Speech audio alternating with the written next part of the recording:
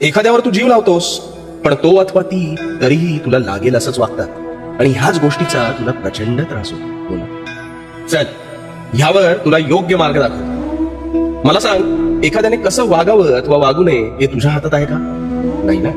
तरीही त्याने तुला अपेक्षित पद्धतीनेच वागावं असा तुझा एक मानस असतो. आता मुळात हे योग्य आहे का? मुळीच नाही. लहानपणापासून तू एक म्हण ऐकत आलायस, स्वभावाला औषध नसते, मग तरीही तू त्या स्वभावावर मलमपट्टी करायला जातोस आणि यावर औषध नाही हेच विसरतोस.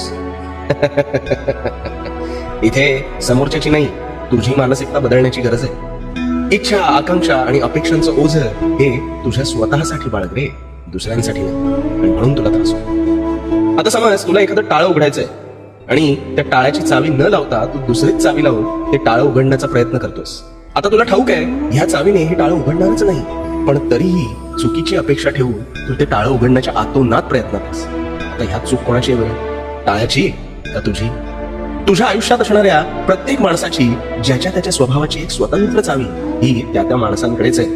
ह्याचाच अर्थ तू तुझे म्हणणे समोरच्याला सांगू शकतोस आणि ते योग्य असेलही बरं का, पण प्रत्येक वेळेस ते समोरच्याला पटेलच असा आग्रह कधीही धरू नकोस.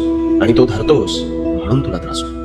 अरे स्वतः प्रामाणिक राहा, स्वतःची बाजू मांडण्यात काहीच गैर नाही, पण अपेक्षा ठेवू नकोस. त्यामुळे तुला कधीच त्रास होणार नाही. आणि भिवू नकोस, कारण मी तुझ्या पाठीशी. भिवू नकोस, मी तुझ्या पाठीशी.